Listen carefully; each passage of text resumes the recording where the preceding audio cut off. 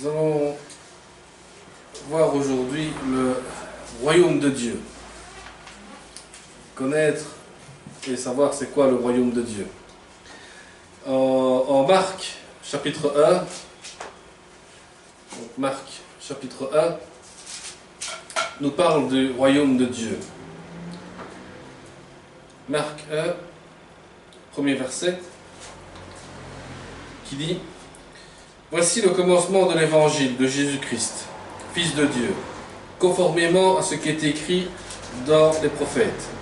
Voici, j'envoie mon messager devant toi pour te préparer le chemin.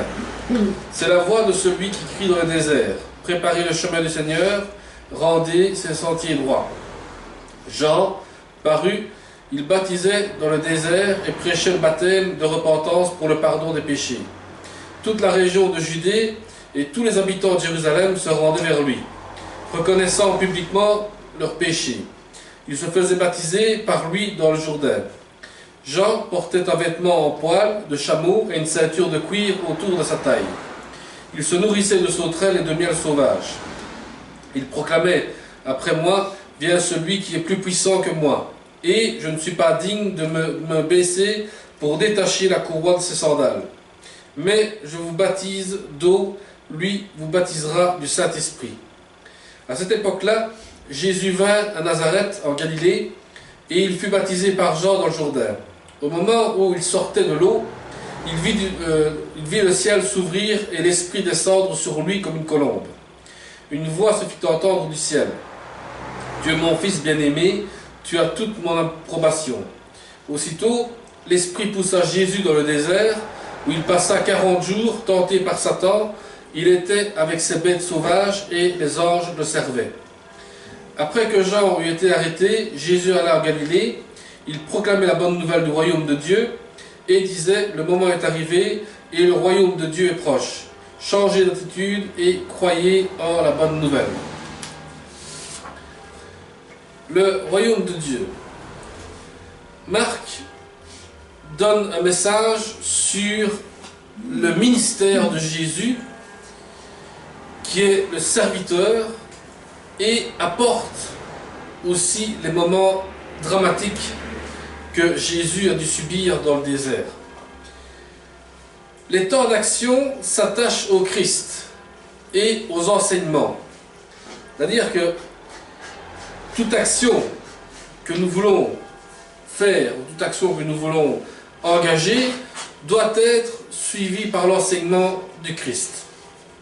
La façon dont Jésus a vécu est un exemple pour nous aujourd'hui. On a vu que Jésus a été tenté dans le désert par le diable, mais la chose la plus intéressante est que les anges sont venus pour le servir.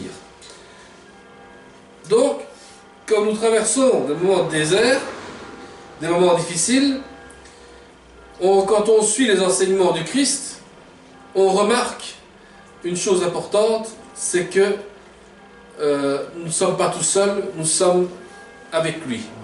Et nous voyons aussi l'exemple que Jésus nous donne pour vivre selon son enseignement.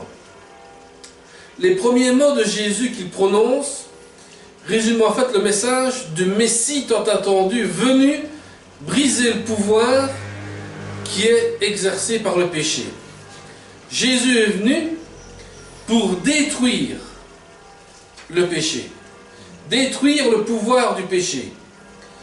À travers la croix, à travers la crucifixion, Jésus est venu pour détruire ce qui était du diable.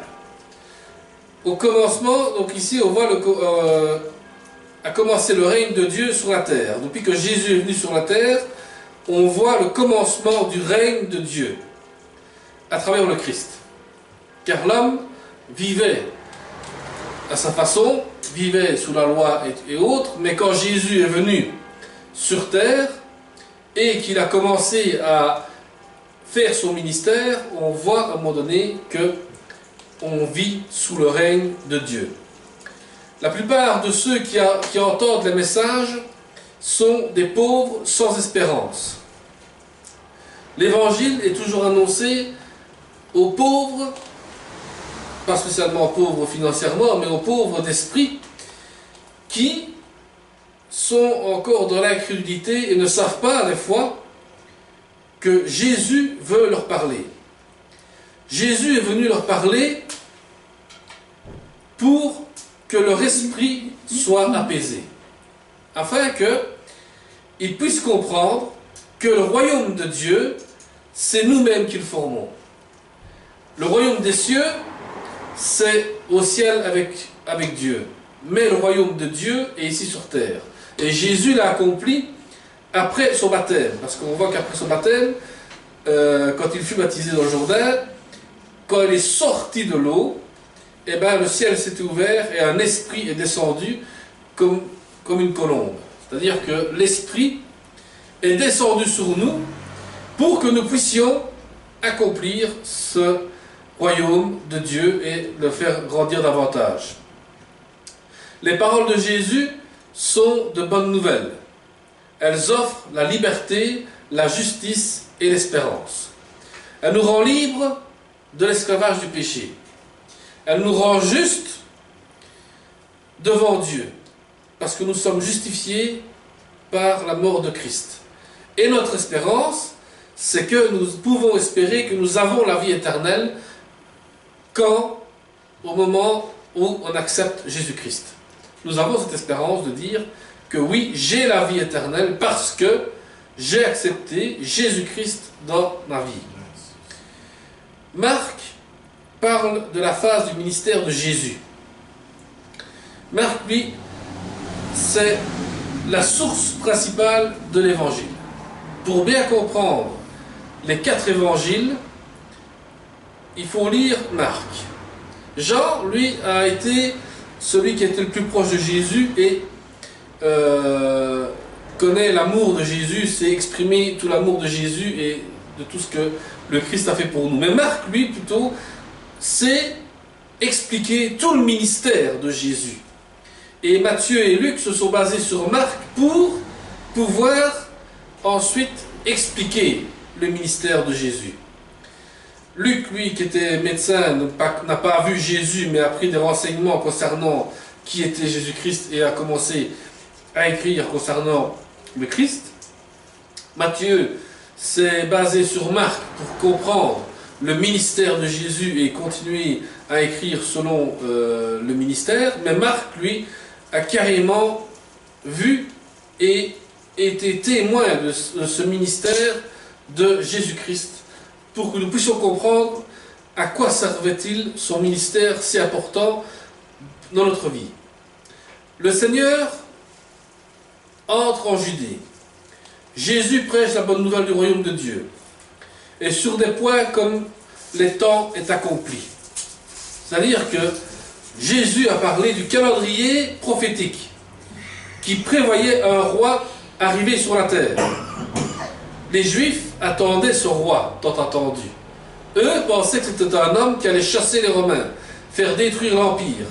Mais le roi qui devait arriver, c'est le roi des rois.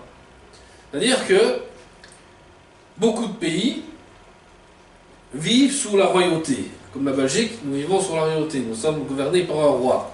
La Grande-Bretagne est sous aussi royauté. Mais ce sont des hommes et des femmes.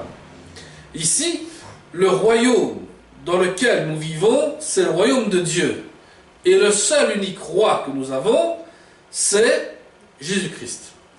Parce que le royaume de Dieu est tellement proche que le roi fait son entrée dans le royaume. Nous avons eu l'occasion, il y a 2000 ans d'ici, de voir le Christ rentrer dans son royaume, parler à son propre peuple, mais son propre peuple l'a rejeté, l'a crucifié. L'homme est appelé à se repentir, à croire à la bonne nouvelle de Dieu. Mais pour rentrer dans le royaume de Dieu, on doit se détourner du péché et accepter la bonne nouvelle de Jésus-Christ. Si la personne se détourne du péché et accepte le Christ, il entre dans le royaume de Dieu.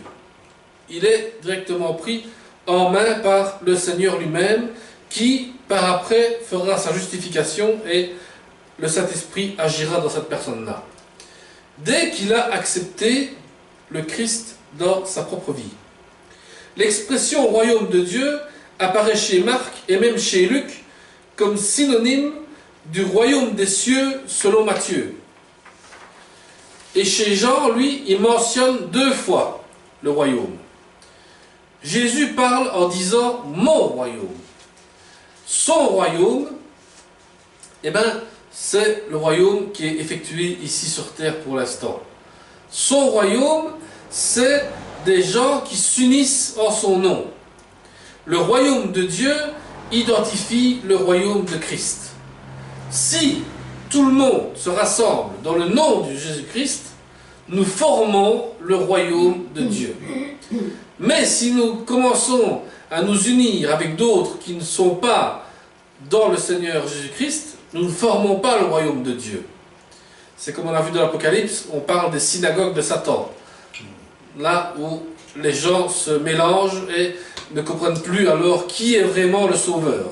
Mais si tout le monde se rassemble dans le royaume de Christ et s'unit dans le Christ, nous formons alors là le royaume de Dieu. Le concept de Jésus, c'est la proclamation. Qu'est-ce qu'il proclame? Il proclame que le temps est accompli. Le temps de la prophétie a été accompli. Ou aussi, il dit, le règne de Dieu est proche. Le règne de Dieu est proche. Il dit d'abord que tout ce que les prophètes ont dit, ont prophétisé, ça s'est accompli dans les Écritures. Et le règne de Dieu est tellement proche que nous le vivons chaque jour. Nous sommes sous le règne de Dieu. Le verbe accompli est fondé sur une promesse. Donc l'accomplissement que Jésus parle des prophètes, c'est une promesse que nous devons avoir et que nous avons reçue. Depuis l'Ancien Testament jusqu'au Nouveau, nous avons reçu la promesse de Dieu, c'est le Christ qui devait venir mourir pour nous et ensuite nous libérer du péché et nous justifier devant Dieu par son propre sang. La parole de Jésus, c'est que Jésus a apporté le royaume de Dieu par sa vie, à travers les miracles, l'enseignement et sa mort et sa résurrection.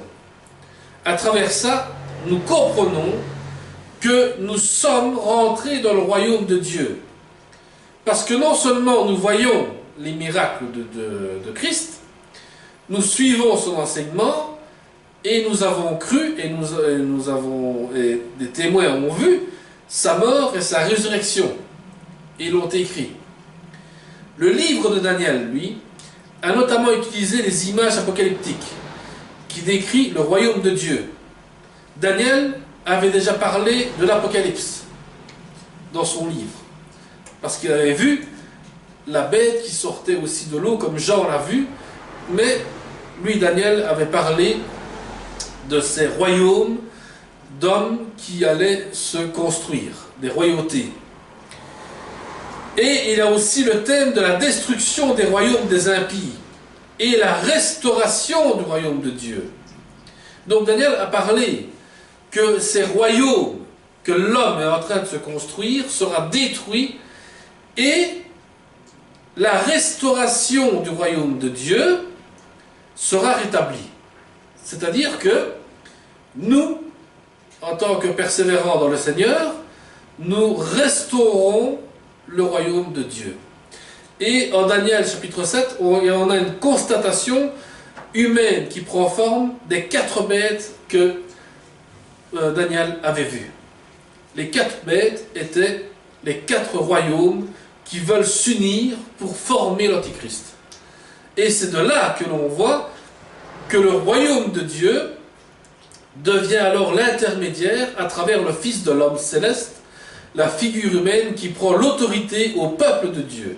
Donc, quand Daniel a vu les 4 bêtes de l'Apocalypse, qui cite dans son chapitre, il parle après qu'il a vu un fils de l'homme descendre des nuées pour détruire cette autorité qui prenait le peuple de Dieu. Donc, si on voit que nous sommes dominés par des autorités antichristes, nous savons qu'un jour, le Seigneur viendra détruire cette autorité. Parce que la prophétie parle de renouvellement d'Israël et d'un règne universel. C'est-à-dire que nous allons voir un nouveau règne universel. Quelque chose que nous ne pourrons plus détruire. Parce que c'est Dieu lui-même qui rétablit sa nouvelle Israël, comme on voit dans l'Apocalypse. Mais la prédication de Jésus s'appuie sur l'Ancien Testament, sur certaines surprises qui devaient venir. La prophétie de la venue du Seigneur sur terre. Voilà la prédication de Jésus. Quand il rentrait dans la synagogue et qu'il lisait l'Ancien Testament, il dit « Tout ceci a été accompli ». Parce que Jésus est venu pour accomplir l'Ancien Testament. Les promesses qu'on avait tant attendues de tous les prophètes.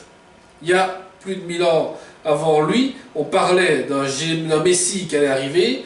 Le Messie est arrivé, tant attendu, et les gens n'ont pas reconnu en tant que Messie. Mais, pourtant, le vrai Messie était arrivé.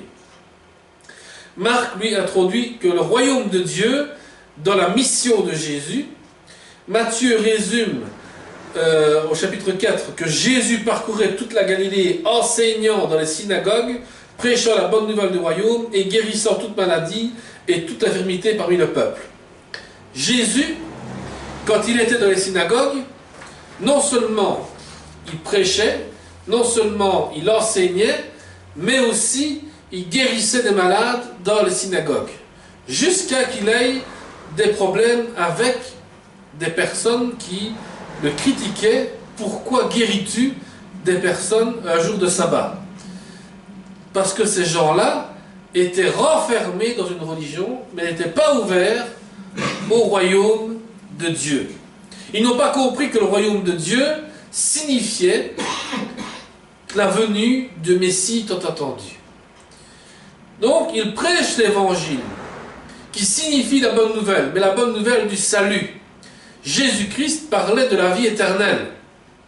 Mais pour avoir cette vie éternelle et cette nouvelle du salut, c'était en fait qu'il fallait croire en lui pour avoir cette vie éternelle. Parce que ceux qui croient en Jésus-Christ ont la vie éternelle. Pourquoi? Parce que Jésus, qui a donné sa vie sur la croix, ressuscité d'entre les morts, fait de nous que si nous croyons à cette mort et à cette résurrection, nous-mêmes, spirituellement parlant, nous ressusciterons aussi d'entre les morts et nous vivrons avec lui éternellement. Donc tout au long de l'histoire, on parle du salut dans le royaume de Dieu. Et bien souvent, on en parle de moins en moins du salut. Et moins on en parle, et plus on ouvre la porte aux hérétiques.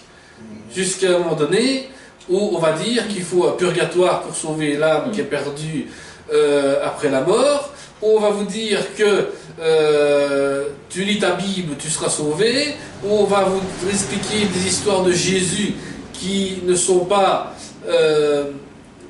dites de la vérité, parce que on ne sait même plus qui est Jésus-Christ réellement. Si on a perdu l'enseignement de savoir qui est réellement Jésus-Christ, et bien là, il faut se poser des fameuses questions, parce qu'il y a un grand problème qui est en train de se poser.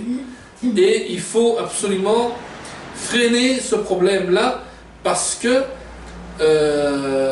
ça peut aller très loin, et on risque d'oublier comment on obtient le salut en Jésus-Christ. Pour l'avoir, il faut accepter d'abord l'évangile. Celui-ci présente des caractéristiques entre l'évangile du royaume et l'évangile de la grâce.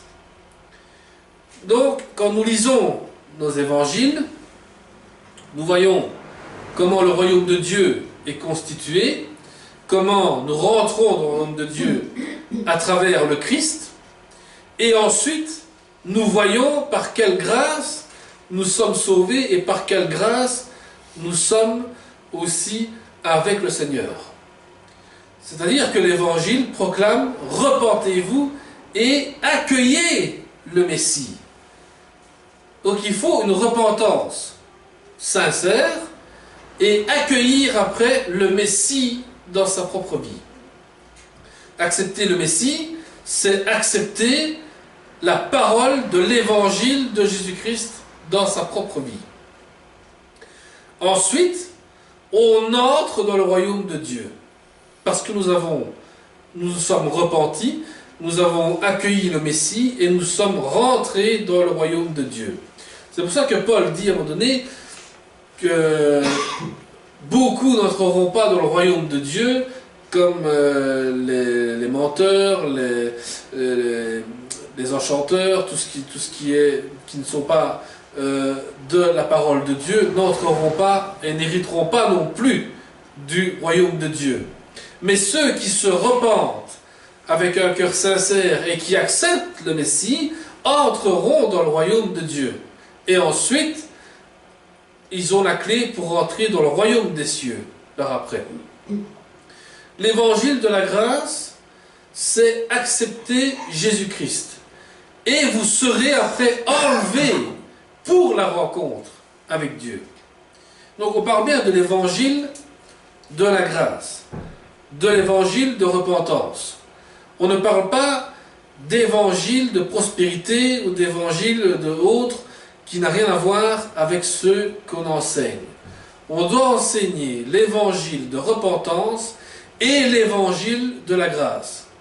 Parce que le salut s'obtient que par la grâce, au moyen de la foi, selon les plans de Dieu. Donc, la foi, c'est ce qu'on entend. Ce qu'on entend vient de la parole de Dieu. Et là, nous pouvons dire que nous sommes dans les plans de Dieu.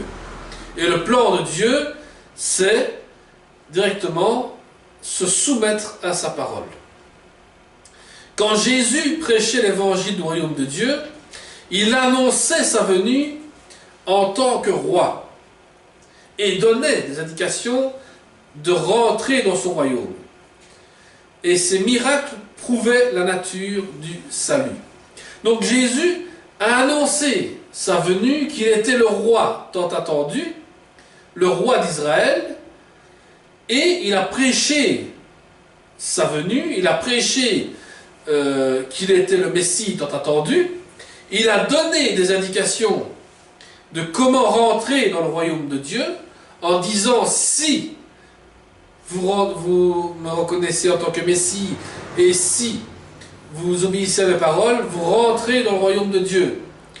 Et ces miracles ont montré qu'il était la nature du salut, à travers ces miracles. Luc mentionne le royaume de Dieu en citant la prophétie d'Ésaïe sur l'avènement du royaume de Dieu, qui est l'affirmation de Jésus. En Luc 4,21, il dit « Alors il commença à leur dire « Aujourd'hui cette parole de l'Écriture que vous venez d'entendre est accomplie. » Donc on voit Jésus qui dit qu'aujourd'hui la parole de l'Écriture que vous entendez est accomplie. Donc si on entend l'évangile de Jésus-Christ, eh bien on doit se dire tout a été accompli. Parce que sur la croix, quand Jésus a été crucifié, tout a été accompli. Tout a été détruit. Donc le fait que Jésus donne la signification de la grâce de Dieu sur notre vie, nous sommes dans l'âge propice de la grâce du salut. Donc il proclame la vengeance de notre Dieu. C'est-à-dire que si nous sommes attaqués par le diable à chaque moment de notre vie, nous savons que Dieu a pris vengeance à travers le Christ. Le Christ a payé pour nous, et le diable peut nous attaquer tant qu'il veut, il ne saurait plus nous attaquer parce que nous sommes sous la grâce de Dieu. Nous ne sommes plus sous ce joug de vivre dans le péché, mais nous sommes libérés du péché et non seulement libres du péché, mais aussi nous vivons quelque chose de merveilleux, le royaume de Dieu. Le royaume de Dieu, c'est vivre tous la même communion dans le Seigneur Jésus-Christ. Que nous prions tous le même Seigneur, que nous invoquons tous le même Seigneur et que nous adorons tous en esprit et en vérité le même Seigneur. Merci. Ça, c'est notre but, d'être appelés enfants de Dieu. Voilà, nous allons prier pour conclure. Seigneur, te bénissons, te remercions encore, Seigneur. Seigneur, merci encore parce que tu nous parles de ton royaume. Aujourd'hui, tu nous as encore montré quel est ton royaume, Seigneur. C'est accepter, Seigneur, ta parole dans notre cœur. C'est accepter que tu es le Messie, le Christ ressuscité. C'est accepter aussi, Seigneur, ta parole de vérité. C'est accepter toutes choses, Seigneur, car nous savons, Seigneur, qu'aujourd'hui, tu parles encore à nos cœurs. Tu veux encore nous dire, Seigneur, quelle est la bonté et la splendeur de ton royaume. Merci, Seigneur, parce qu'aujourd'hui, tu nous parles et tu nous enseignes encore de toutes choses que nous devons accomplir.